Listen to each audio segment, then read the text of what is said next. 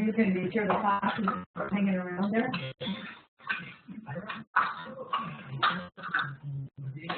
Coyote, yes, that would do it.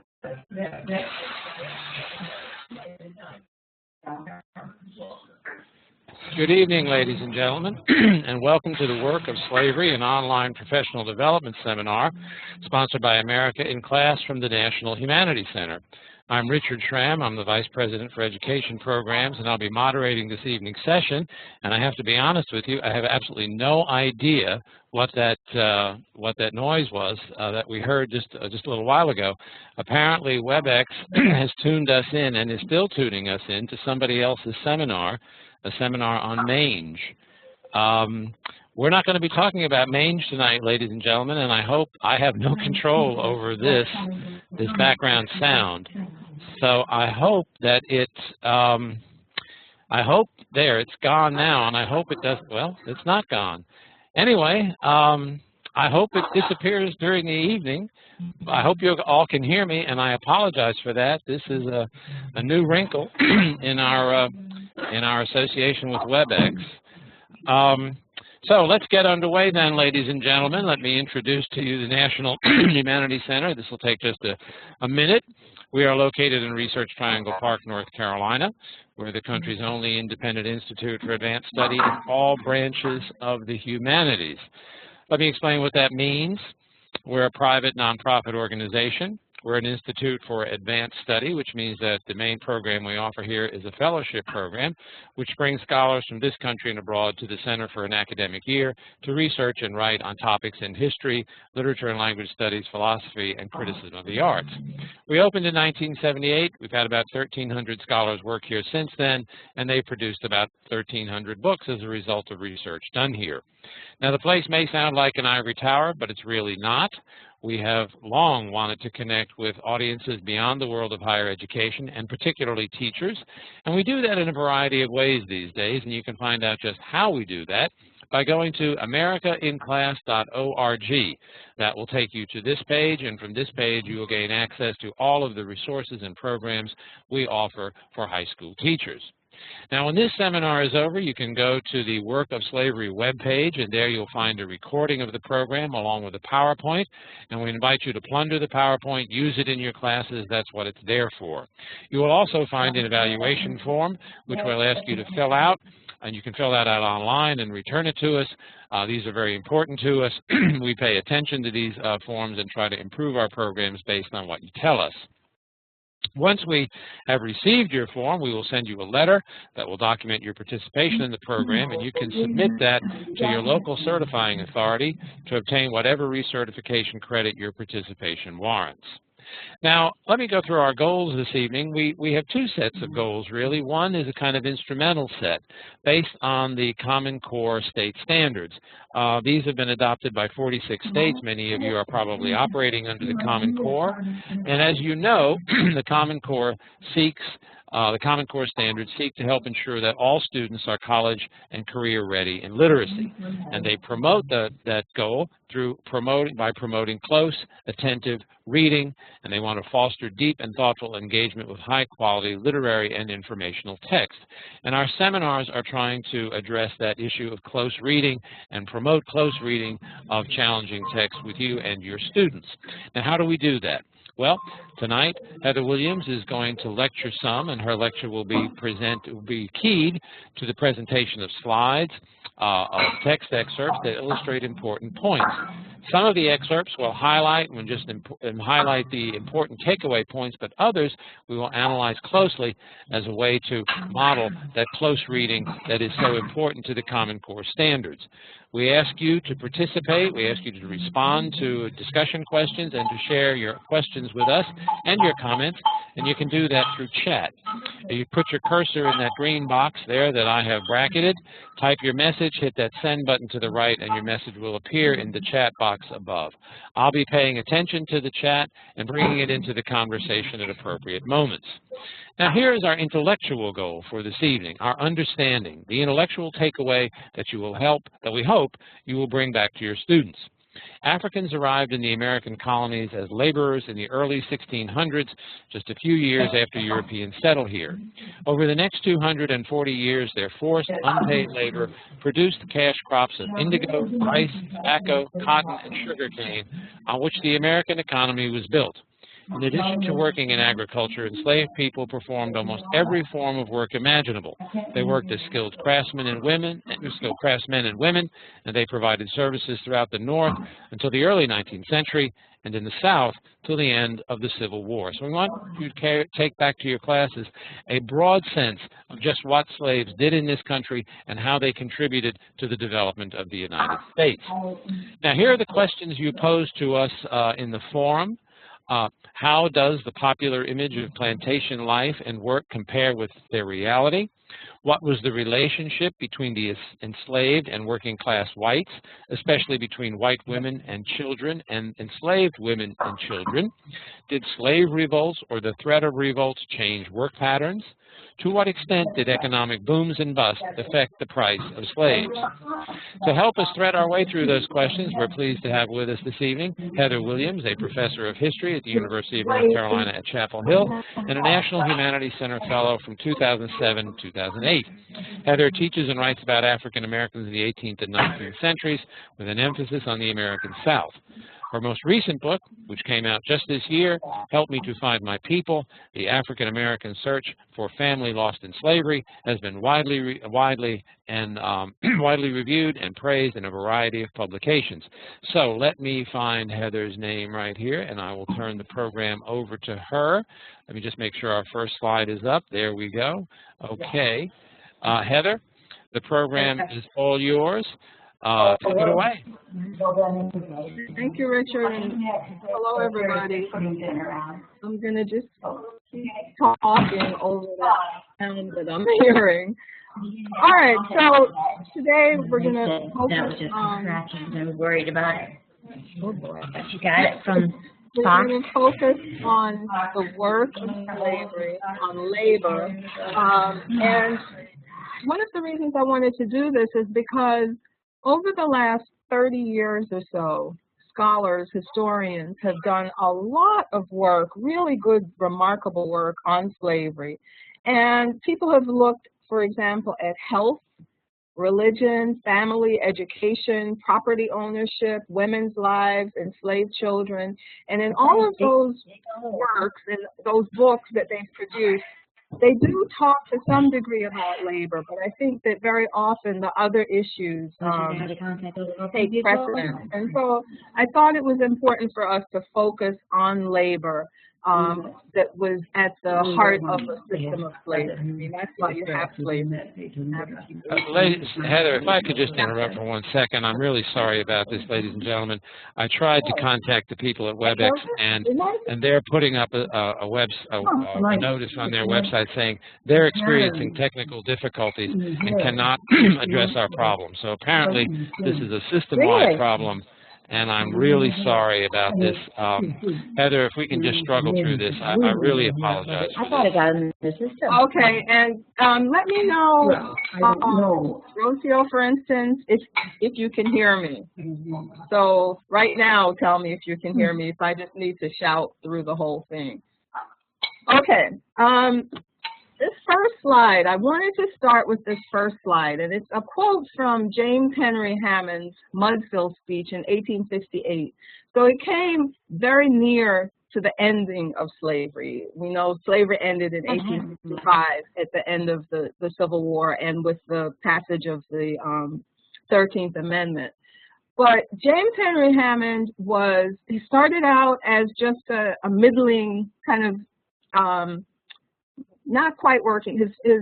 He was not a wealthy man. He did not start out life as a wealthy man, but he went to college and he wanted to be wealthy. And one of the ways that men became wealthy at that time, as you can imagine, is that he married a wealthy woman.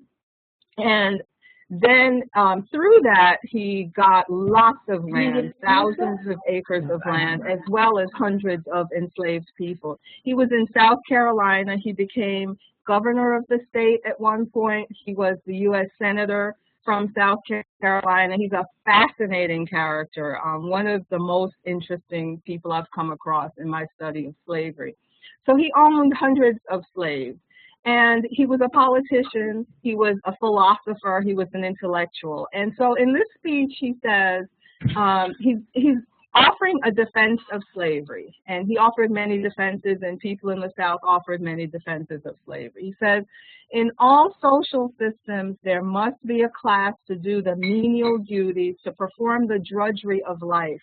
That is, a class requiring but a low order of intellect and but little skill. Its requisites are vigor, docility, fidelity. Such a class we must have, or we would not have that other class which leads progress, civilization, and refinement. It constitutes the very mudsill of society and of political government, and you might as well attempt to build a house in the air as to build either the one or the other, except on this mudsill. So he's establishing his assertion that there are two different kinds of people, and that a society needs these two different kinds of people, these different classes.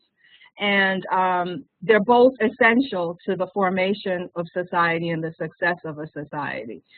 Fortunately for the South, he said, she found a race adapted to that purpose to her hand, a race inferior to her own, but eminently qualified in temper, in vigor, in docility, in capacity to stand the climate, to answer all her purposes.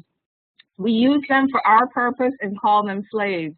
We found them slaves by the common consent of mankind, which according to Cicero, lex naturae est, the highest proof of what is nature's law. We are old-fashioned at the South yet. Slave is a word discarded now by ears polite.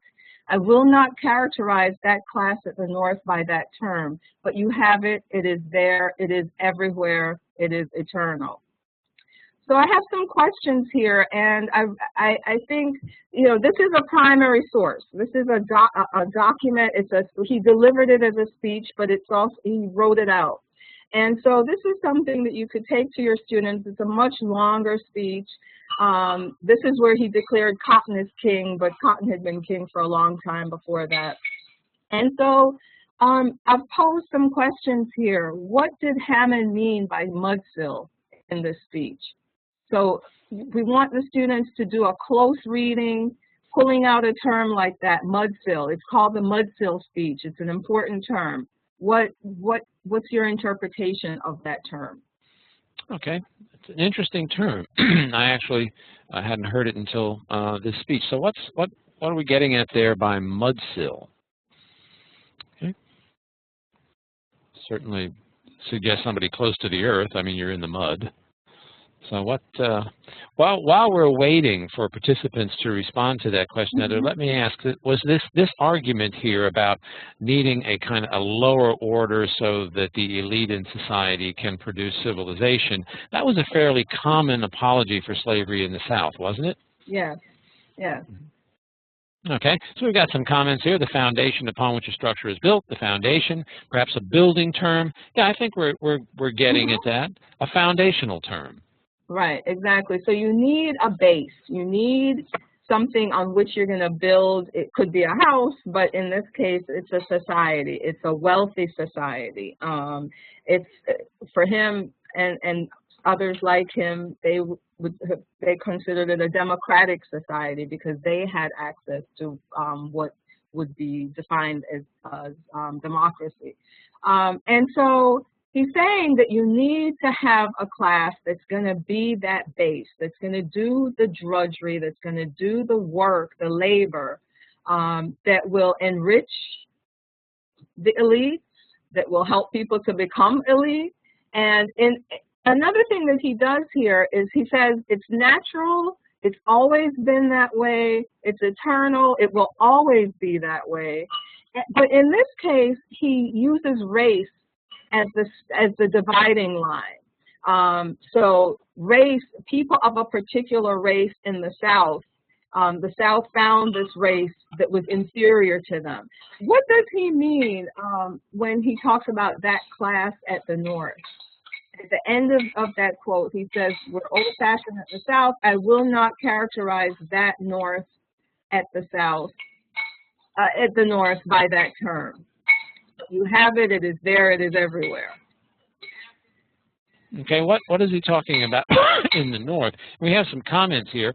The Southerners did not look at slaves as equals. They needed someone to be the working class, and to them it was the slaves.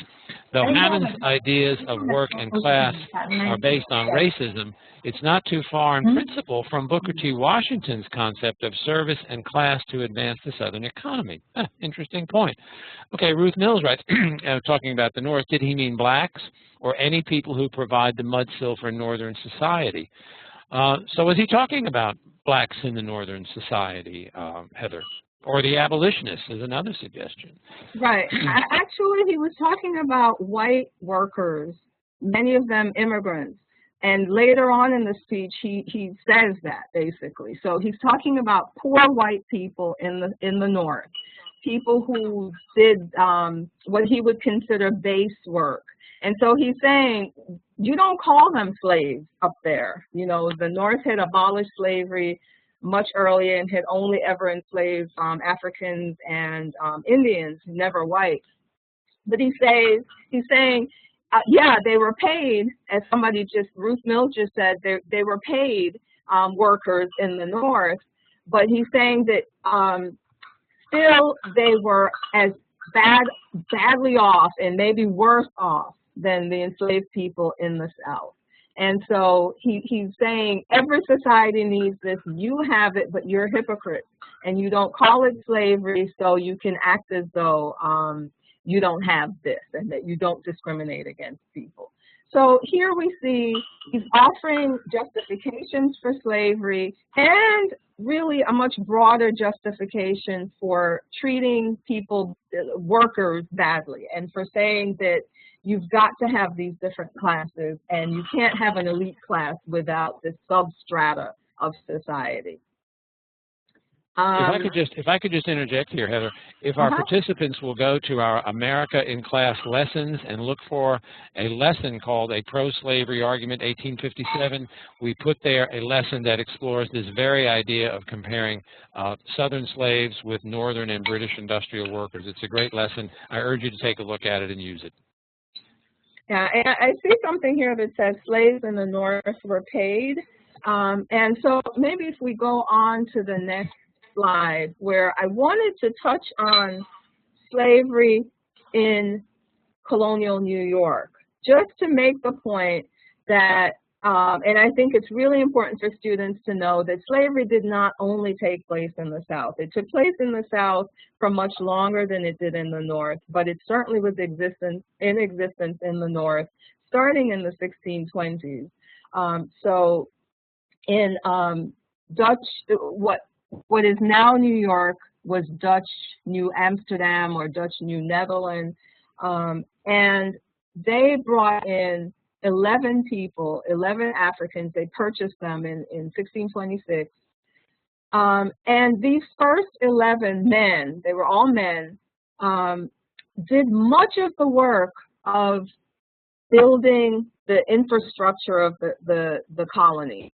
So building roads, the gates, etc., cutting timber for firewood, but also for building. And it didn't remain 11. First of all, the Dutch brought in women, African women, because they did not want those 11 men interacting with the Dutch women. And then they brought in additional slaves. They belonged to the company. So one of the questions gets at that. It's a different kind of slavery than we're accustomed to. There initially were not individual owners. It was the company, the Dutch West India Company, that owned these people and used them to help build the colony. Eventually, that changed and individuals did own slaves, and then the English took over the colony in the 1660s, and things really changed. Now, these people were slaves. They the first 11 at some point negotiated and were able to achieve a status of what was called half freedom. so that they were they were free, but not quite free. They still belonged to the company, but they were able to go off and work on their own, to make their own money. They had to pay some of that money to the company. And if the company needed them, if a bridge flooded out or something and the company needed them to come in and work, they would call them and they had to show up. So it's not the case that most enslaved people in the North were paid. Some people were paid for some of the work that they did, but a big part of slavery was that most people did not receive payment for their labor. And so this slide really talks about the fact that there was slavery in the North, and that the structure of the institution varied. Certainly in the beginning, you had this company owning people, not individual owners. Now, I want to spend some time on the journal of Thomas B. Chaplin, who was a slave owner on St. Helena's Island in South Carolina. So we're shifting, we're going south, and we're really now into the 19th century. And I wanted to use this document because it's a primary source. It was a diary kept by Chaplin for many, many years. And it's interesting because after the Civil War, he went back, and if you go to the South Carolina Historical Society in Charleston, they have the original journal, and you can see where he went, and in the margins he wrote in pencil certain comments, commenting on something that he had written earlier, and sometimes some snide remarks, regretting the way he had acted, something kind of cynical. But he spent a lot of time talking about the work on his plantation. And just by way of background, let me say that Thomas Chaplin's father died when Chaplin was very young. Chaplin got married.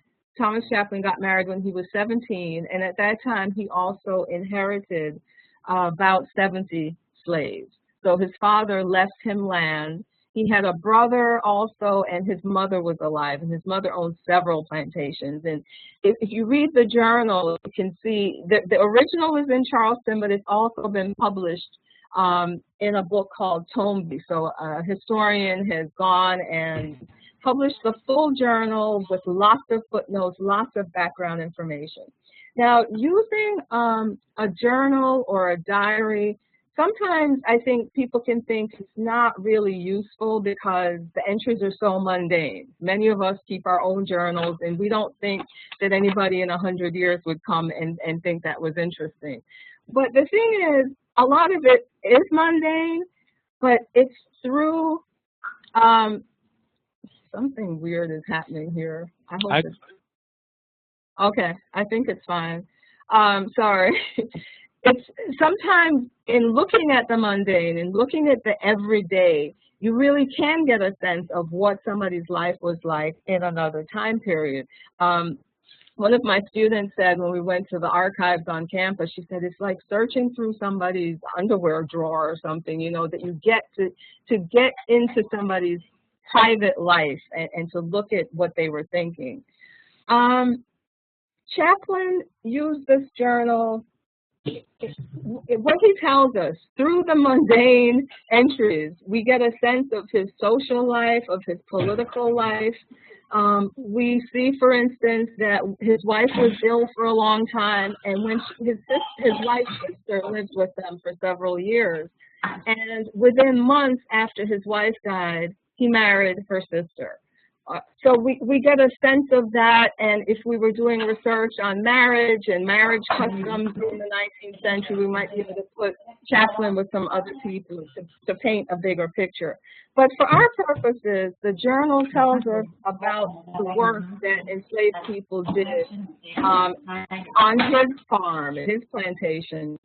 And it also, I think, can help us to understand something about their position in society. So Hammond has already talked about them as the mudsill. There's a base, they're at the bottom. And Chaplin tells us that sometimes through his entries indirectly.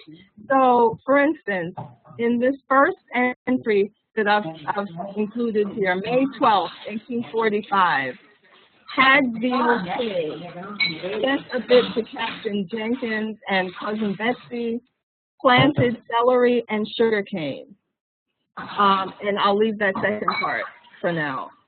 So he's using here kind of a passive voice, but he's also making claims about what he did. So Hadfield killed by whom? He doesn't say. Sent a bit, sent by whom? And then planted celery, which sounds as though he planted celery and sugarcane. And so there's two things going on there. The enslaved people who, in all likelihood, killed the animal, and who then somebody, an enslaved person, more than likely took that animal to Captain Jenkins and took him Betty. But those people are not included in this passage. And you see that throughout the journal. And so it's a way of looking at, number one, the kind of work that people did, but also how they were not included. And if you go now to, I take the students to visit plantations in Charleston, but I've visited plantations all over the South, up to Maryland. And you see the same kind of thing. Colonel Johnson built this Georgian mansion. And the question is, did Colonel Jackson do that? You know, did other people participate in that? But because these were the owners and the elite, that's how we talk about it. Then in this next part, he says, and this is not, well, it is related to labor, sent John to Beaufort, in South Carolina it's Beaufort, in North Carolina it's Beaufort, being very anxious to hear from Fickling. He intends returning from Charleston via Savannah. John returned after I had gone to bed, brought a note from Fickling stating 7 Negroes were sold to a man near Georgetown named Cohen. Marcus, Prince, and Sib had not yet been sold. And this is part of a bigger story, which if you were going to focus on that, so I'm interested in family and separation of families. And so this is a really important section to me because it continues a story that Chaplin had been telling in the journal, that he was in debt, he had spent too much money, he said entertaining friends who would now laugh at him because he was in financial trouble. And in order to pay some of the debt, his debtors got the sheriff to issue an order that would have him feed 10 of Chaplin's slaves. Because these people were commodities, they were property, and so Chaplin owned land and he owned people. And it was much easier for the sheriff to seize 10 people than to seize, I don't know, 100 or 1,000 acres of land. And so the sheriff was going to come to seize them. Instead, Chaplin sent people down to his slave quarters, had them pick out 10 people, or he named which 10 people. They took the 10 people to Charleston to sell them in the market because he hoped that in selling them in Charleston, he would be able to make more than his debt and therefore keep a profit. And so he circumvented the sheriff and did that. So this journal really gives you a sense. Here it is, he's naming the people, he knows them. At some point in the journal, he talks about how disconsolate their family members were because they had been taken away. So the journal gives us a sense of a planter struggling with debt. He was really upset that he was not being master enough. He was not exhibiting enough mastery to control his expenses, and that was going to cause him to sell some people. He felt sorry that he was selling them because it meant that he was not as accomplished as he should be, but also because he felt that they would be upset about it and their families would be upset. But then he says, I hope they bring a good price in the market. And we'll come back to prices later. These next entries, I think, really talk about what kind of work people were doing. So I wanted us to just have a good sense of almost every day in his journal, he talked about work being done by enslaved people. Sometimes he says who they are, sometimes he doesn't, sometimes it sounds like he's out planting 100 trees, but if you own 70 people, I'm not sure that you would be out personally planting 70 trees or 100 trees. March 18th, 1846. I'm going to skip to that. And I may have to come back to some of these. Wednesday, all hands banking corn land. So they're building up the soil around the corn crop. Carpenters pulling down the old tabby house. So I wanted to use this to say most of the time he's talking about agricultural workers, but here it is, he mentions carpenters. And then I will get some very good lime brick from it. Rode over to see Uncle Ben, etc.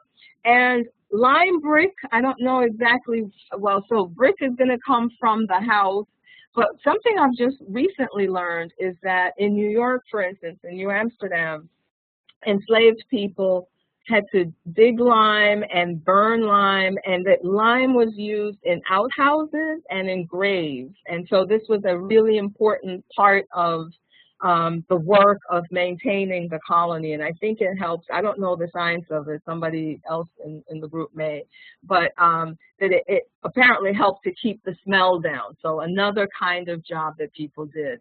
The, next day, John plowing tobacco, potato root, went drum fishing, and so you get a sense of the kind of work that they're doing. Okay, I'm going to move on from there. I asked the question, so pay attention to his verbs, to what verbs he's using, who's doing what. And whenever you see that there's nobody attached to an action, you have to ask who's doing it. And something I saw on Facebook recently, a teacher said that she had figured out the way to talk about passive voice with her students. She said that if you could end the sentence by saying, by zombies, then that means you're using passive voice. Something was done, by whom, you know, so you have to ask who did it. And in many of these cases, it would have been the enslaved people who did that work. And we get to see through his journal some of the work that they did. What kind of work? A lot of agricultural work. They're planting lots of crops. And something that I did not include on one of the slides, but that's really important, is that he said on November 11th, 1845, he wrote, gave the Negroes a part of the morning to get in their corn. And it's just a sentence, but what it tells us is that Chaplin was operating under a system in which the enslaved people had provision ground. And that's a system that the people who settled South Carolina had come from Barbados. They were Englishmen who had gone to Barbados and then moved to South Carolina and brought enslaved people with them. And the system they had developed in Barbados, which is also in Jamaica, was that people worked on a task system often, where you got a job to do for the day, and when you finished that job, you could then stop working on that job. And the task was generally intended for it to take you all day, but if you were a very fast worker, if you were extremely strong, then maybe you would finish it earlier, and then you could go in and do whatever you wanted. Well, sometimes what people did after they had finished their task was to go and work their own ground. So he's saying, gave the Negroes a part of the morning to get in their corn. That means that they're planting corn for themselves. In the other kind of system, work system, you have the gang system. So you have the task system And then you have the gang system. Gang system, people are being supervised, overlooked by overseers and drivers all day. Tax system, you also have overseers and drivers, but you're working more at your own pace.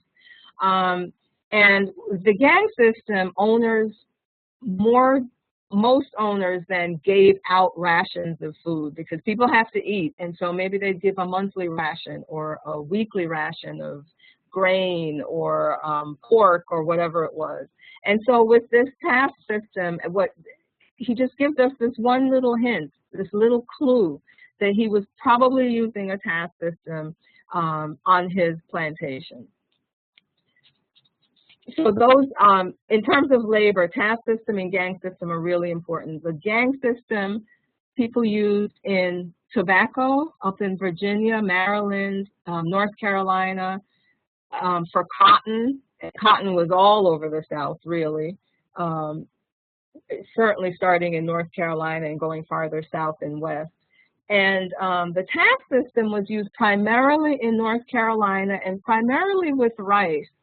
But you can imagine that if there were people on a plantation, so Chaplin did not grow rice, but if a neighboring plantation had rice, maybe the enslaved people on Chaplin's plantation would have pushed to have a similar system, because the tax system had some advantages because you had a little more control over your time. Often what happened was that people on those provision grounds would grow surplus. So they might have extra corn or extra rice even. Some people grew rice. That's how white planters learned how to grow rice, was that some of the Africans from the west coast of Africa, from the grain coast, had knowledge and experience with growing rice, and it caught on and became the big cash crop in South Carolina. And so if you had excess, then maybe you could take it to the market. And you have these marketplaces in Charleston and in other parts of South Carolina where enslaved people sold goods for their owners, but also for themselves. And you can imagine what that then means, because it means that you come into this economy, you get to earn money, and perhaps you can buy stuff, but perhaps you can save it and have some money eventually to purchase your freedom. Very difficult thing to do, but that's what could possibly happen. Heather, if I could just interrupt you, we have an interesting comment. I have always asked the question whether slavery in all civilizations is a way to artificially boost the economy. It seems like, excuse me, having people work for free and living in terrible conditions is a way to save up and to build profit to the detriment of a class of people. And we had some people respond to that comment in the chat. It's really not so much a way to artificially boost the economy. Right. Isn't it important to note that slavery really was the foundation of the economy? I mean, slavery was capital. It wasn't a way to just save up and build profit. It was the fundamental capital upon which the society operated. Like machines in the North, the slaves were capital in the South. Right. They were capital, and people like James Henry Hammond imagined that it would continue forever. So when he says it's eternal, he's not just talking about the system of slavery somewhere will always exist. He was talking about slavery in the South as he knew it. That, I mean, you have a whole Civil War, and some people will argue this. I don't really see the argument, because when you look at Southern white elites talking about the Civil War, they'll tell you it's about slavery. It has a lot to do with slavery. It's about preserving this institution that they hoped would continue forever. After the Civil War, Chaplin lost everything. The Union moved on to St. Helena and the other Sea Islands early in the war. The white owners fled, leaving just black people on the island. When he came back, he had nothing. He owed the government tax, and he couldn't pay the tax, and so he was destitute. At some point, he ended up teaching black children in the new freed people schools, and he talks about that in the journal. You know, and he goes back in the journal to the time when he was telling these 10 people that I mentioned before, and he says, if I had only known that there would be this war, and that we would have lost everything, I would have gladly put them in my pocket, meaning I would have sold them, I would have cashed them out. And he says, you know, because I cared about them, but they didn't care about me because they all picked up and left. And so owners were shocked that they lost the war and that Black people did not choose to stay with them. Most Black people did not stay with them, and those who stayed because most of them had nowhere to go. And so there were lots of stories that owners told themselves, there are ways in which they shored it up. But I think you're absolutely right. They were capital. This was what they owners had invested in. They could be mortgaged. They could be seized to pay debts. They were insured. So yeah, it was not artificially boosting. It built the economy. And owners imagined, elites imagined that that would go on forever and that they would always have that kind of wealth and always have this class of people who would do the work that would produce the cotton. Okay, we have two questions here. One we can dispense with rather quickly, I think. Were slave owners taxed for having slaves? Yes. They were. Okay, so slaves were taxable property. Yes. And then we have another question that gets to a fundamental question about the slave economy in the South. It seems like it must be expensive too, holding slaves.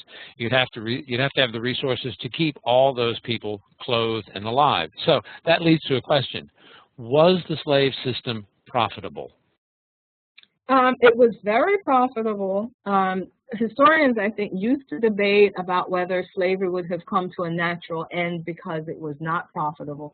But people like Hammond, for instance, made a lot of money off slavery. And not only did the individual owners make money, but in the North, for instance, if you go now to Lowell Mills in Massachusetts, it's now a museum. But one of the beginnings of industry in America where they produce textiles. And if you go to that museum now, they have a big, it's a bolt of cotton. And they say without the free labor of slaves in the South, this industry could not have been as successful as it was. So if they had to pay the price, if the cotton had been produced by paid laborers, then the industrialists in the North would not have been able to make as much of a profit on the goods that they manufactured. And the cotton went to Europe, tobacco went to Europe. So slavery was very, very profitable. Now, somebody like Thomas Chaplin was not a good manager. He was 17 years old when he took over this business, and he was squandering his money. Somebody like Thomas Jefferson was always in debt because they loved to entertain, they loved to buy fancy wines and that kind of thing. But many slave owners did, in fact, make lots of money off slavery. And you can still see, you know, when you go to certain places in the South, to New Orleans, for instance, where you can see visibly that wealth. But the wealth is also just more scattered around the country, and we can't see it as well. The people who are descended from people who made a lot of money from slavery and didn't lose all of it in the Civil War. Right, and we have one question here that I think we can answer rather quickly. Was it unusual for former slave owners to teach freedmen? And my guess is that it was. It was extremely unusual. All right. Okay. And getting to your point about slavery being profitable, we have a lot of folks from the West Coast here in our seminar this evening. If you folks ever come east and you visit Charleston, South Carolina, and you look at the homes around the Battery, you will see just how profitable slavery was. Those are all antebellum homes. Would that be fair to say, Heather? That's very fair to say. New Orleans, it's the same thing. You know, the tours will point out, oh, and that's old cotton money, or that's old whatever money. Yeah, it was very, very profitable. Okay.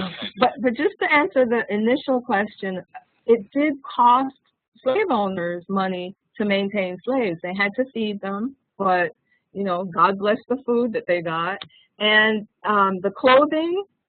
almost consistently, what I've seen in the sources is that people would get 2 outfits for the year, sometimes shoes, sometimes not, sometimes a coat, sometimes not. Sometimes the women would be handed a bolt of cloth, and they would have to make clothing for their families. And so that became part of the labor of enslaved women. On some plantations, they had basically a sewing factory in a sense, and often the planter's wife was in charge of this, and she and enslaved women would make the garments for the slaves. So some women on these plantations, that was their job, was to sew or to weave the cloth. Often they used this Osnaburg fabric that came from Germany, very coarse cotton that was then cut up and made into clothing for enslaved people. So you had labor in that sense, that these women, it was their job to produce this clothing.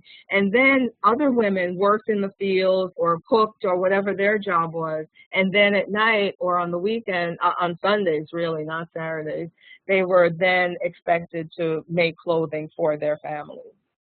Heather, we have one question here. Participant writes, but again, the percentage of Southerners who owned slaves was not large. About how many, in the percentage in the South, about how many people owned slaves?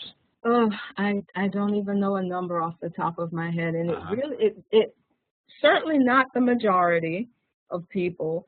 And in a place like North Carolina, for instance, you had, I don't know, maybe 20% owning slaves, and most of them owned just a few slaves. But then in Durham County, you have a plantation that's still there. You can still go there and visit it, that had 900 slaves.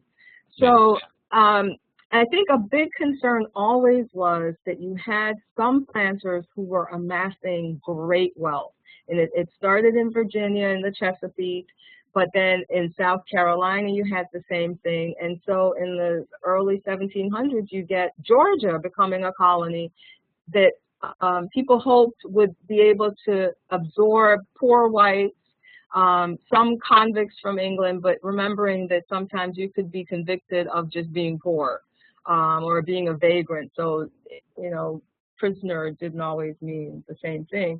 But so we're looking for a colony in which a few men would not dominate, would not control things. And so one of the things that they said was, we will not have slavery in Georgia because regular white people cannot compete against slave labor. If an owner is not paying a slave to produce something, he can sell it cheaper than I can sell it if I'm having to do it myself. And so for the first 15 or 20 years, they didn't have slavery. But then people started saying, oh, we can't do this. We want to be as rich as the people in South Carolina. You know, we have the soil, we can do this, but we need slavery. And so very quickly, you had slavery in Georgia. So the answer is not, I wouldn't say half of the people in the South owned slaves. Many of them owned 1 or 2, certainly in the North. Most people owned maybe 2, 3, 4 slaves, and slavery ended in the northern states by 1827. So it took a while after the Revolution to phase that out. But yeah. We have a participant has come to our rescue here. She writes, textbooks suggest that only 25% of the people own slaves. And I wonder if that's in the South or nationally. And then we also have another question here. Wasn't slave ownership an indication of class and wealth? That would vary, wouldn't it? I mean, obviously, if you owned a lot of slaves and had a big spread, yes, class and wealth. But you said a lot of people owned maybe 1 or 2. Would they be characterized as, say, middle class? Well, yeah, and they didn't really talk about middle class, maybe middling. Yeah, so it really depended on how many you owned. There's a historian, Walter Johnson, who's written a really great book called Soul by Soul, and he really maps out how white men used, and we know that there were some Black slave owners, very few, but still. So for the most part, white men used slavery as a way to build class and to move into higher classes. And so he says, you know, somebody would have a man and a woman husband and wife would work on a farm. And then he would amass enough money and go and purchase one slave. And that might get his wife out of the field, which already gave her a little boost in status, in social status. And then they would produce enough so that he could buy more. And so you keep buying and buying and buying. Or then you have some, you know, at the other end of that, you have somebody like Hammond, who didn't have to buy because he just got hundreds of people. So it really varies. Somebody like Hammond is going to be in a different class than somebody like Chaplin, who's in a different class than somebody like, you know, the man who has 2 or 3 slaves. Okay, well, shall we move on? We've got about 45 minutes. Okay, so this slide that I'm on talks about appraising all of my land and Negroes as I wish to have them secured to my wife and children and take out of the bank 10,000 of her legacy. So here you see he's using them as collateral. They're going to be appraised and they're going to be used as collateral against a loan from his wife, essentially. And you see where his wealth lay. His wealth was in land and his wealth was in people. And so the question is about how would he determine the value, or how would the people making the assessment determine the value? And I don't know if anybody wanted to chime in on that. Any comments about how he's made the value or how he's made the assessment? That's a good question. How did people value slaves? How did they determine their worth? Well, they used, it was all about labor, and so health would be a factor. And you see this in auctions or in sales of people. So they're making assessments about the person's health. They're opening their mouth, they're looking at their tongue, they're looking at their teeth. They're looking at any kinds of disabilities, any scars, especially scars on the back, because of course that would indicate that this person had been whipped a lot. Well, why would you be whipped? Because you're not doing what the owner wants you to do, and that would diminish your value. They want to have a sense of whether you've run away. So they'll ask you, they would ask these people questions. And in the auction, certainly, the traders and the owners would prime people and tell them what responses they were to give. Then the sex of the person, so a man would generally, you know, let's say a man and a woman of age 25, healthy, the man would be valued higher than the woman because it was assumed that he could do more work, even though most women did the same kind of work as men working in the field. Depending on your market, so there's a question, was a mulatto slave male or female of any value? And some women were purchased for basically a sex trade. You know, a man would purchase a woman for sexual purposes, and they would purchase dark-skinned women or light-skinned women, but there really grew up this trade in light-skinned women who may or may not have been mulatto or mixed between black and white, you know, in that generation. So lots of different children were valued lower than adults, obviously. I saw instances where a child would be put in a scale and weighed, and the value was determined by the weight of the child. A woman who was fertile, who had children recently especially, would be valued more highly than a woman who had never had children, for instance, because an owner early on in the 1640s, Virginia, Maryland, and all the states eventually, or colonies, passed laws that said that the child would follow the status of the mother, so that if the mother were enslaved, the child would be enslaved regardless of who the father was. So the father could be your owner, but you would still be a slave. And so a fertile woman meant that an owner, somebody purchasing her, could look forward to her producing more children who would then become his slaves. So all of those people who were skilled in rice production, for instance, you saw ads in newspapers in the early 1700s in South Carolina saying, we've got a ship coming into port, we've got a cargo of Negroes from the Grain Coast, skilled in rice planting. So people who wanted to plant rice would attach a particular value to those people, and the ship's captains knew this and provided the supply to meet that need and that demand. So all of those, I've probably left out some.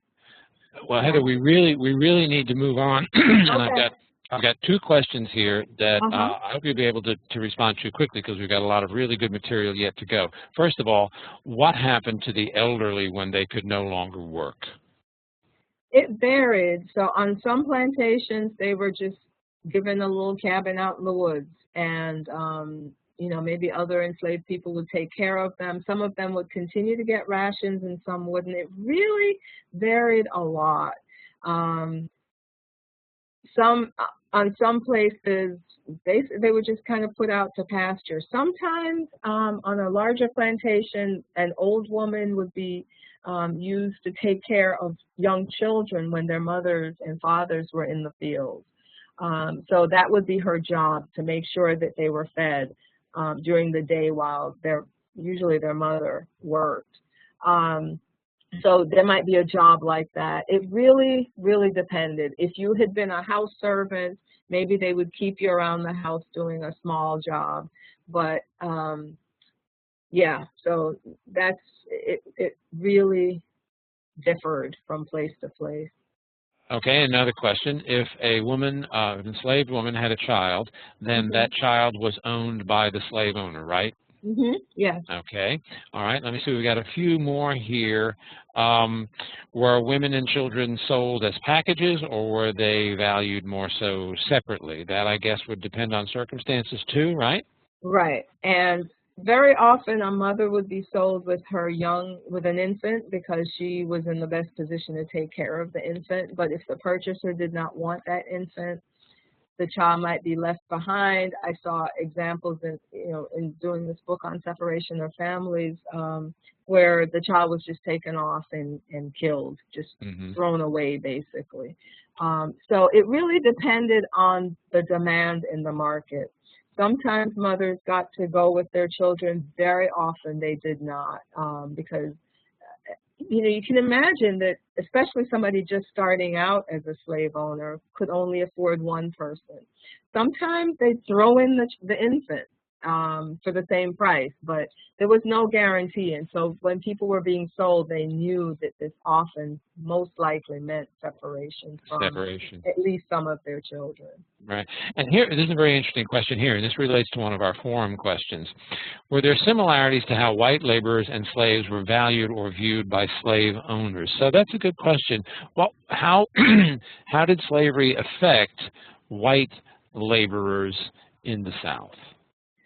In the South, I think very often you only had Black people working on these plantations, other than overseers, for instance, who were almost always white. Slave drivers were most often Black. So in the North, in the colonial period, you had for a while, and even in Virginia and Maryland, you had indentured servants, white indentured servants from Europe, working alongside people who were African slaves. Some of them started out as servants and then kind of worked their way into being perpetual slaves. But I think that in the South, as time went on, past that colonial period where you had fewer whites working on those plantations, you get really Black-dominated spaces in terms of population. And so white workers are kind of working on their own. They're trying to have their own farms and trying to just kind of scratch out a living, or doing artisans' work, that kind of thing. But they were not working alongside black workers, slaves in the 19th century, for instance. Okay, well, we've got about 30 minutes. Shall we move ahead then? Okay. Here we've got Deborah Gray White, who's written this book, Aren't I a Woman, talking, and I just took out this piece about pregnancy, but the big point is that enslaved women did much, we have a longer reading about this, but they did many of the same jobs, tasks in agriculture as men did. In rice and tobacco, in fact, in rice, there were certain jobs that were women's jobs, winnowing the rice, beating the shell off the rice grain, fanning it in the wind to get the shell off of it. But they were in the field. They would have, the way owners did it was to have hands. They call them hands. So everybody in the field is a hand, and you could be a full hand or a half hand. And again, that would be determined by your sex possibly, and your age and strength and all that. So women were doing very similar kinds of jobs. Here, I've pulled out, but not the artisan kind of work. So I have not come across a woman who was a blacksmith, for instance. Men were coopers. They were making those barrels in which tobacco was shipped, or molasses, or whatever it was. So men had those kinds of jobs. They acquired training to perform shoemaking. Women, though, were seamstresses. They wove, they spun, you know, what we now still would think of as women's work. They did those kinds of jobs, and agricultural work, and of course cooking and washing and cleaning and all those jobs. So here I've talked about pregnant women, and it's kind of the question, similar question to what did they do with old people, what did they do with pregnant women, and that varied a lot depending on the plantation, the planter. If a woman said, I'm sick, because often that's what they said instead of pregnant at that time, an owner might give her some extra time off because it was to his advantage for her to reproduce, to have a healthy child. And I wanted to connect this to these entries by Thomas Chaplin, just to come back to him. He's talking about Peggy, and if you follow Peggy through his journal in 1845, he had several entries about her, and he would say, he would talk about who had been sick on the plantation. Only this number of people are sick right now. And Peggy is in there, and Peggy doesn't seem to want to do any work. So I have that on one of the slides earlier. She's not doing any work. And so that brings up this issue of, was Peggy kind of stretching this out? We use the term malingering. Was she faking it? And so at first he didn't know what was going on with Peggy. And then eventually they figured it out. And July 10th, 1845, he said she had pretty good reason for laying up, being delivered of 2 fine boys. She's never had a male child before. So this is his announcement that Peggy had twins. And that answers the questions that he had over the months. And he was really annoyed with her because he just thought, she can go to work, but she's not working. And then the next entry, Peggy lost one of her twin boys on the 18th. I thought they would not live. They were so very small. Went up to the chapel in the evening. So I don't know if that went up to the chapel in the evening is connected to the loss of the child, whether they had a service for the child or not. But here you see, if you were going to be teaching this and really focusing on women or on pregnancy or on health, you'd have to put in lots more entries so that the students could follow the stream that I'm filling in about his attitude towards Peggy, about what Peggy was doing, and then what happened in the end. Yeah, the focus on pregnancy here raises an issue that participants raised earlier on in the chat. Were slaves ever used as breeders? I mean, consciously, you know, breeding so that they could have, so that they could increase the slave mass on the population through forced breeding. Right. And I always, I don't know, I always kind of cringe when I hear that term just because, I mean, other people on the forum have said, oh, just like animals. And there are those similarities in the way that people were treated, but breeding just seems like the worst form of it. And I think that many owners did force people, men and women, to get together. You know, there's a testimony of a woman who said, Master told me to move into, I don't know, John's cabin. And then that night, she's a young girl, and that night John makes a move, and she's terrified. She doesn't know what's going on, and she had not understood that this was a part of it. And so in this last book, I've talked about how so many enslaved people talked about making choices to be with each other and having loving relationships and being really devastated when they were sold apart or moved apart. But you also had people who were forced together because the owner of the woman benefited from having her give birth. Every child she had belonged to him. It was increasing his property. And I don't know of any plantation or farm on which a man had, you know, like you'd have horses or something and just had women, only owned women, and then brought men in. I don't know of anything like that, but certainly they benefited from childbirth and were very upset and frustrated sometimes with black midwives, because some of these enslaved women were also midwives and would accuse them of causing the death of children and aborting children. And so they had a lot invested in these women, and they wanted these women to produce. So certainly that was the case. But as I said, I don't know of, you know, a breeding farm of that sort. Okay, well that that always comes up in our seminars Right, on slave plantation life. So shall we move on then?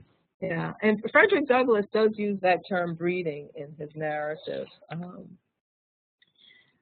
All right, so here Charles Joyner was writing about rice plantations in South Carolina and talking about the skills, because really you know, we often talk about skilled workers, and that usually excludes agricultural workers. We do it still today. And I mean, anybody who's ever farmed, anybody who's ever been on a farm knows that there's a lot of skill involved and a lot of knowledge that you have to bring to the work. And so Joyner was making this point, and especially I think with rice workers, because they had to build rice fields out of swamps and marshland, and then they had to put in these gates that opened and closed depending on whether they wanted to flood the fields, because rice grains have to be flooded at particular times in the growth process. And so there were these engineering aspects to growing rice, and then knowing how to pick off the worms and all that, which you had with tobacco as well. But then how to beat I've picked up some of those pestles that you use with the mortar and pestle, and those things are heavy. So it took strength, but it also took skill, because you want to beat the grain off the rice without the shell off the rice without crushing the grain, because then your owner can't sell it in the marketplace for the price that he wanted. So this was really just talking about some of the skills that people had. But then I had this question about status,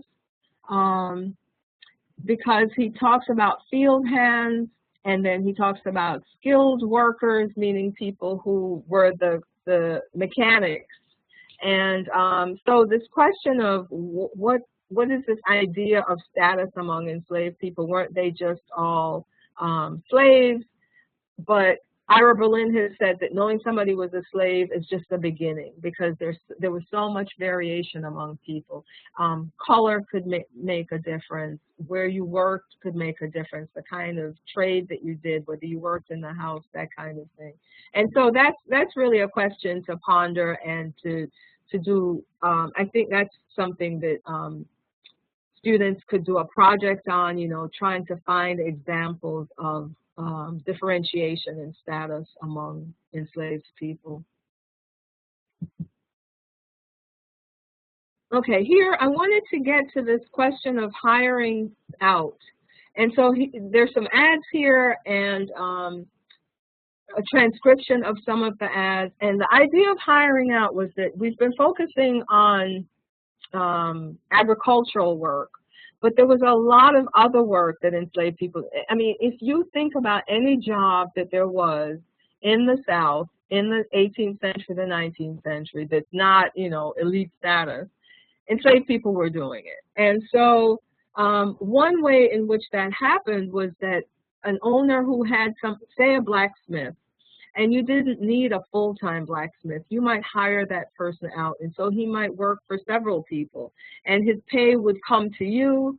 And if he lived with you, then the pay would just come to you. If he lived out by himself on his own, so let's say you lived in Hillsborough, North Carolina, and he worked in Raleigh, North Carolina, couldn't go back and forth every day as people do now in cars. He would live in Raleigh. He would be hired out. The person who hired him would pay him, and then according to what you had agreed on, he would give you whatever percentage of his salary. And then he was responsible for his own meals and for shelter. And this, again, was an avenue through which some people, usually men, were able to purchase their freedom and sometimes the freedom of their families, because if they could save some money from being hired out, they had access to currency. And if they could save some of that, then possibly they could purchase themselves or their family members. So here, wanted to hire a colored woman to do the cooking and washing of a small family. Wanted to hire 200 hands to work on the Florida Railroad. And they're going to pay wages and board. And some of those wages would have had to go to the owner. In fact, probably all of those wages would have gone to the owner because, and then the owner would pay the board. Wanted to hire a Negro man to drive a carriage and take care of a horse. So you don't own any slaves. Maybe you don't want to be bothered with owning slaves. Maybe you don't want to have to house people. You hire them. You're doing a particular project like building a railroad, you hire people. In fact, in Georgia, what they did when they were setting up the colony in those first years, when they said, we do not want slavery here, what they did was to hire slaves from South Carolina to come in to help build that infrastructure, and then they sent them back. So we don't own any slaves, we've just hired them. 500 hands wanted, laying the Chatham Railroad, and that's here in North Carolina. And then this is purchasing. Wanted to buy 2 boys and 1 girl between the ages of 14 and 16, and they're really bartering. And this is an auction ad.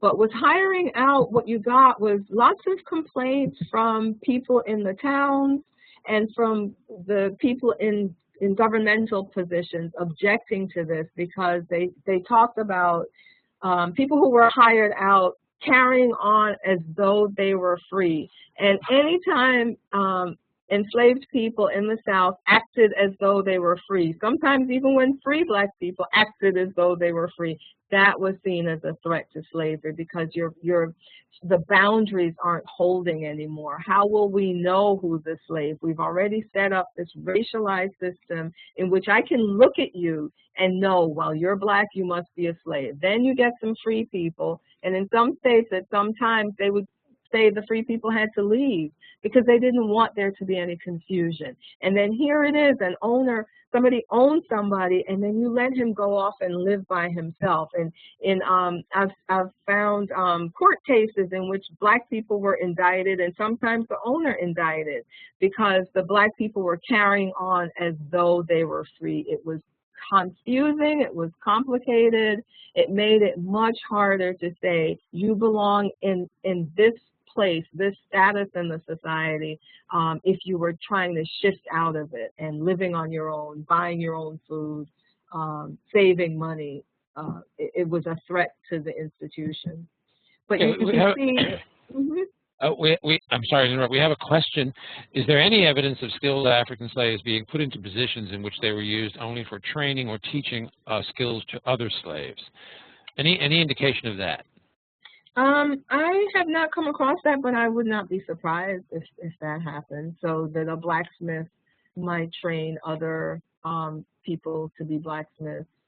I can't think of a specific example of that, but they were barbers, for instance, I'm sure would have trained younger men as barbers. Yeah. Right. And here's another question that relates to what you were just saying about slaves acting as if they were free. Was hiring out a means by which slaves could escape? It certainly provided some possibilities, because if you're living in Raleigh and your owner is in somewhere else, Hillsborough, that's exactly what people were afraid of, that you would be so free that you might be able to move about and get away.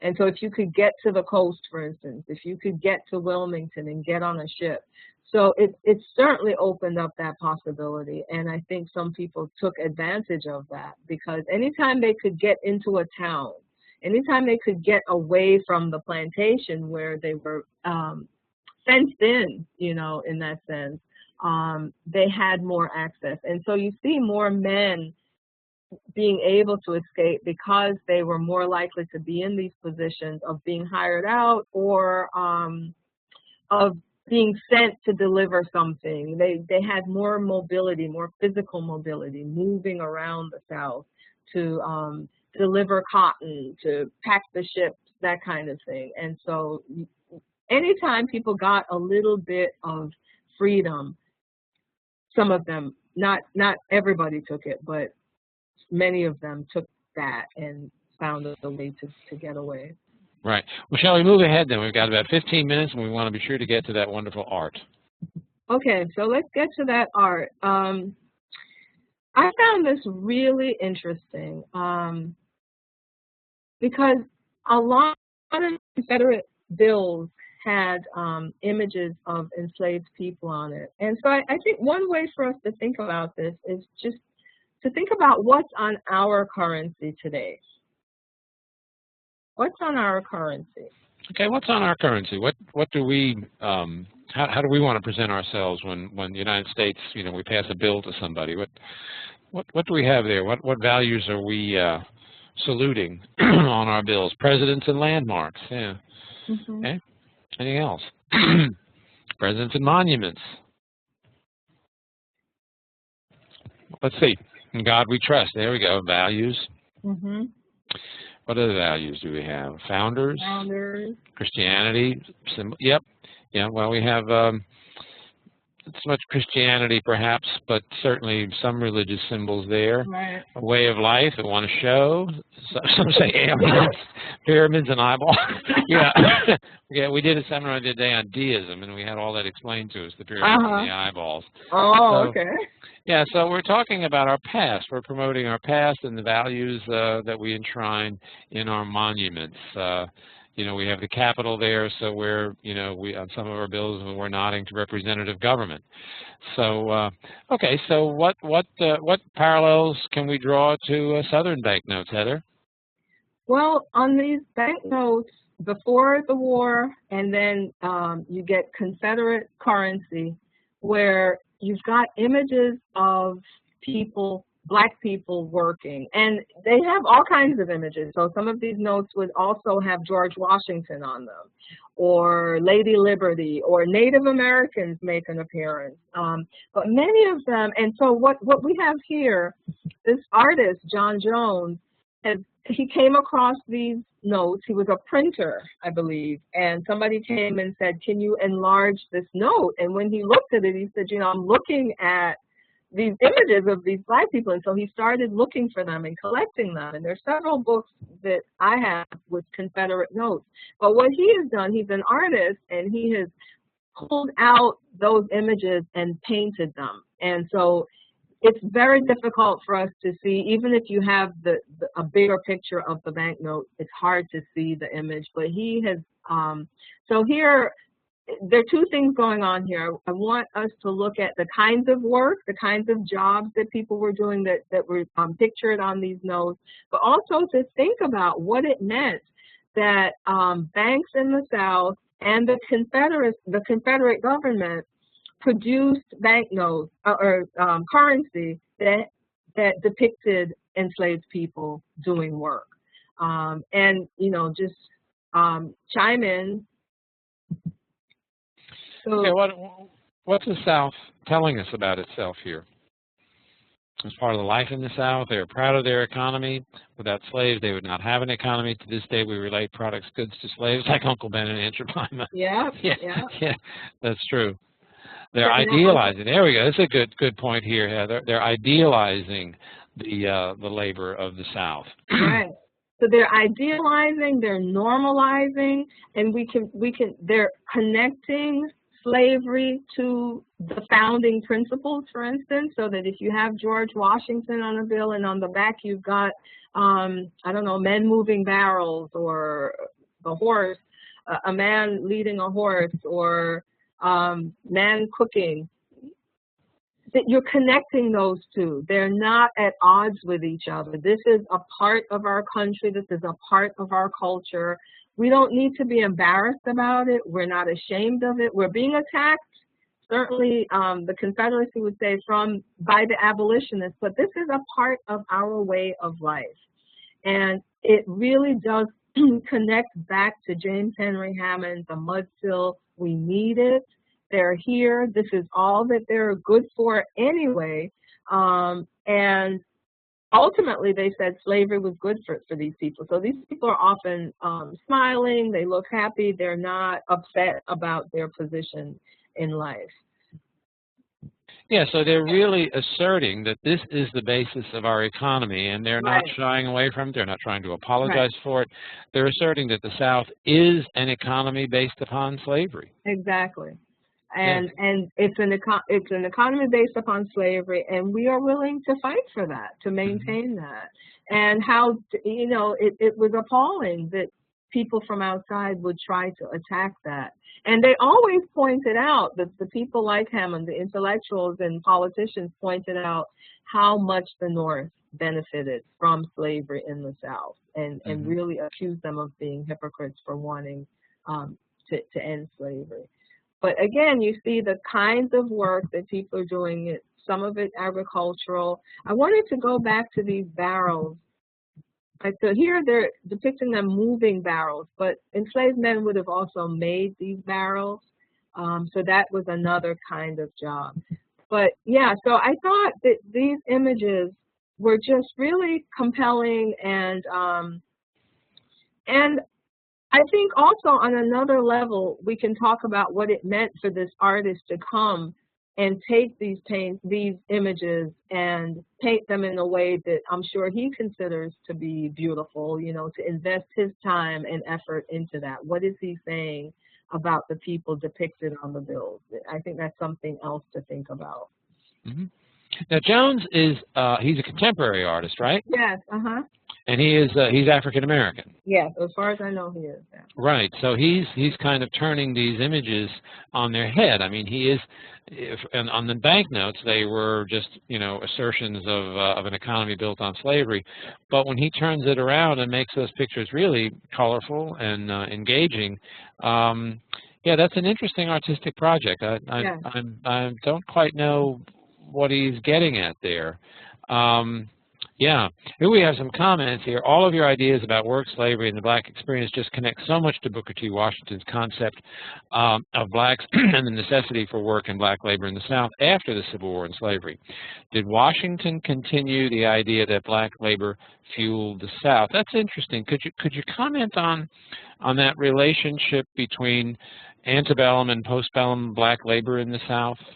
Well, Booker T. Washington, first of all, was born enslaved.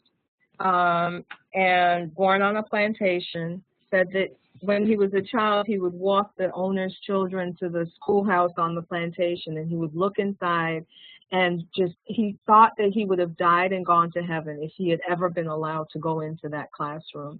After slavery, he attended Hampton Institute, became educated, launched a university.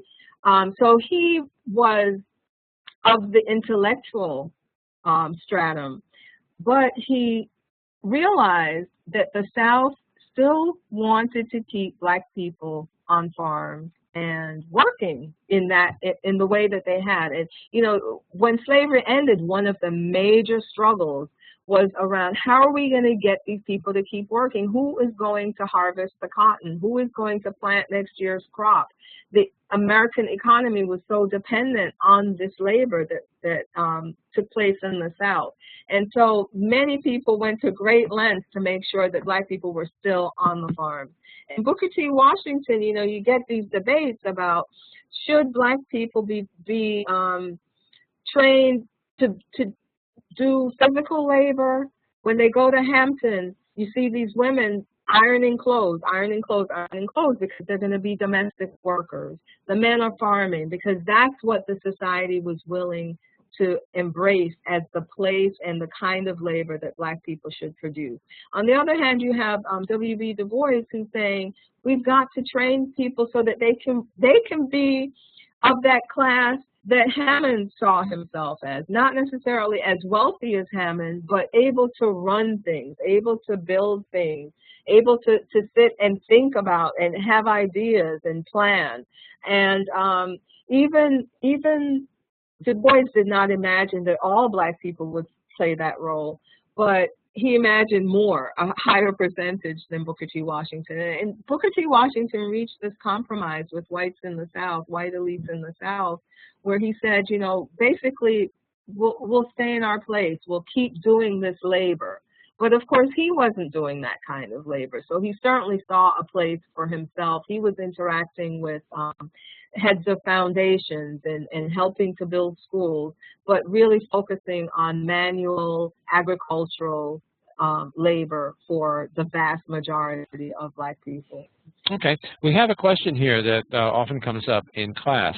How do you deal with the reparation question in light of your research on Black labor, which shows how Blacks made this country rich? Students often ask this question. How would you handle that, Heather? I'm sure it comes up in your classes. It doesn't actually, but the question of reparations, you know, right after slavery ended, there was a movement for reparations when some of the enslaved, the former slaves were still alive. And the calculation that they did, the people behind that movement did, was to look at the taxes that the federal government had received from cotton production and other labor that Black people had done. And so they wanted the former slaves to be compensated, to get some kind of a pension for the work they had done. And that was rebuffed. The woman in charge of it was indicted for fraud because she was telling people, she was going around telling old people to apply for this pension that she knew would never be. And so she was called a fraud and she was sent to prison. So the reparations movement began while the laborers were still alive. And it's revived from time to time. People ask questions like, how would we know who should receive it? Because you didn't do the actual labor. I mean, there are lots of issues that people, I think it's a great topic for a debate in a classroom because it's not something that's settled. You know, I think it's a great topic for a debate. It's you can compare it with Japanese internment, for instance, where some people have received reparations, and to talk about what that means and who gets and who doesn't, and how do you, now we're in the it's almost 150 years since slavery ended, so how would reparations take place? Some people have thought about affirmative action as a form of reparations, but of course that is not limited to people whose ancestors were enslaved. And can you separate, should reparations be just for slavery, or should it be for Jim Crow and the racism that persisted long after slavery ended, and I would argue continues today? So reparation, I think it's a rich topic for debate and discussion, and people have written articles about it that you could use to help the students to think about some of the issues. Okay, we have another question here. You spoke of status and connections among slaves. To what degree did that status differentiation persist after the Civil War? I think that you start to see, the point that Joyner was making was that often status among enslaved people, based on the kinds of jobs that they occupied, did not keep them apart. That's what he says. I think that I can imagine that it did cause some problems in some places. For drivers, for instance, were making sure that you did the work, which meant that they could possibly whip you or get the overseer to whip you. But drivers also led many of the rebellions and sometimes led many slaves out of slavery. So they were leaders. And so the position of driver, you could be a hated person or you could be an honored, respected leader in the slave community. So it really varied. After slavery, I think where you really start to see differentiation is often based on education, because you get these free people's schools that are set up, but then you also get the colleges like Hampton and Fisk and Tougaloo.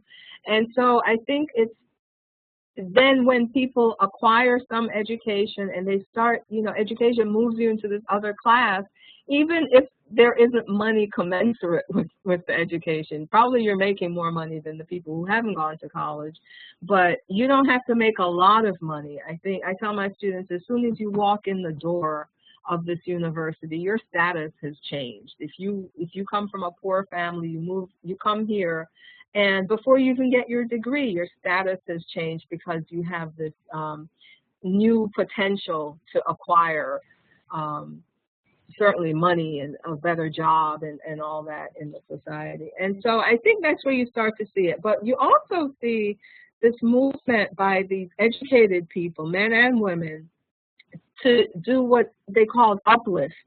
And so they talk about uplifting the race. And so they're different and they are of a new status, but they're kind of reaching back and this motto of everyone help one or teach one or those kinds of mottos, that they're going into poorer communities and helping to whitewash the buildings for sanitation purposes, or they're teaching in schools where poor children attend, and they're providing community service within the communities. And certainly not everybody did that, but I think you really see that movement.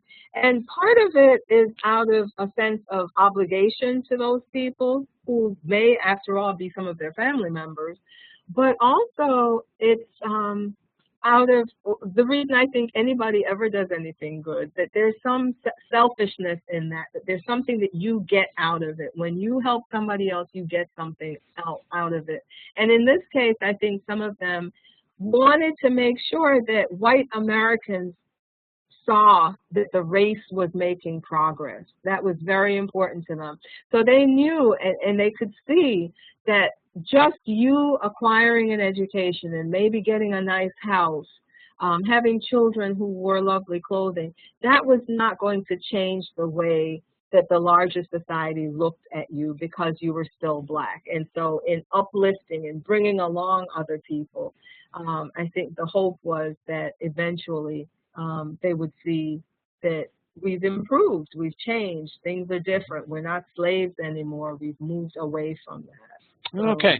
Well, Heather, I think we need to bring this to an end here. We have one final comment here from a participant talking about distinctions, class or status distinctions among slaves, and he urges us to read Charles Chestnut's story, The Wife of His Youth.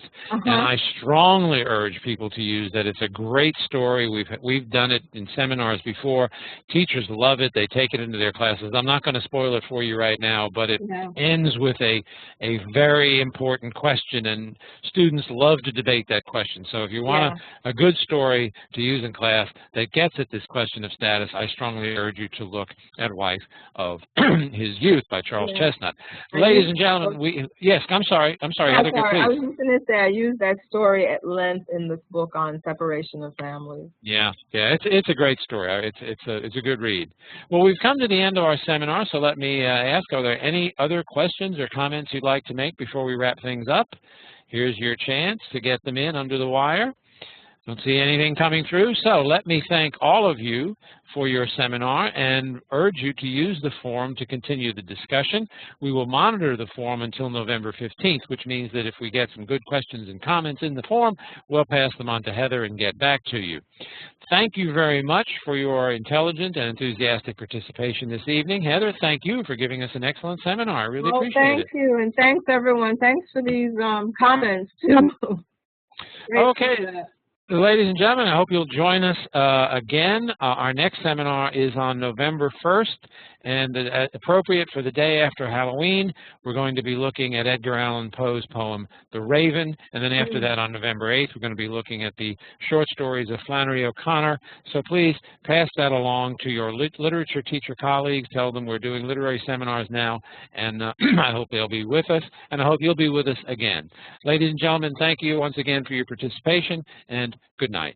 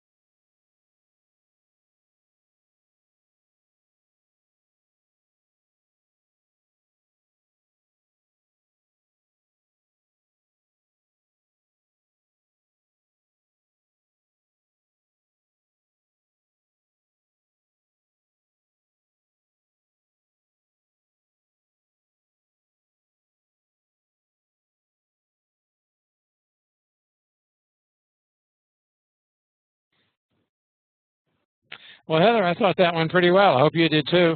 Yeah, I'm tired.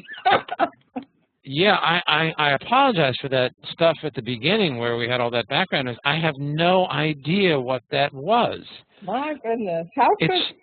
I don't know. It started, you know, literally seconds before I turned on the recording, and you know, it started at 6:59:30 when we were 30 seconds away from opening up.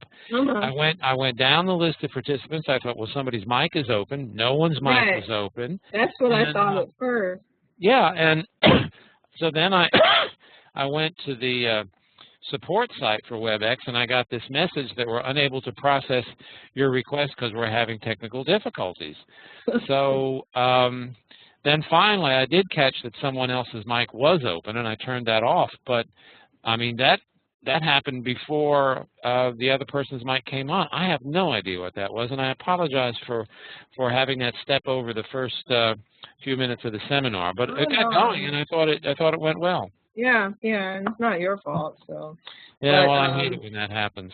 Yeah, I mean, at first it was so distracting, and I know they I know. couldn't hear, but then I thought it was fine. But okay, well, yeah. next time we'll do what we can to make sure that doesn't happen. I don't know what we do, but anyway. I don't think you can do anything. Yeah. But I thought that, you know, just my sense of it, there was a lot of participation. Yeah. We have I have a little meter here that I can turn on to judge. What it does is it tells you how many people are on the webs on your site in the seminar and how many are wandering around somewhere else. Oh. And yeah, it never dropped below 60% and was as high as 97%. So you got a good attention rate. So I thought it worked very well. Yeah. Well, I guarantee you we'll be back for some more seminars so we can talk about future topics for next year. I won't bother you in the spring. That schedule's already set, but I'll be knocking on your door maybe for the fall or spring next year. And thank you very much. Thank you very much for doing this for us. All right, thanks. Okay, well, good evening.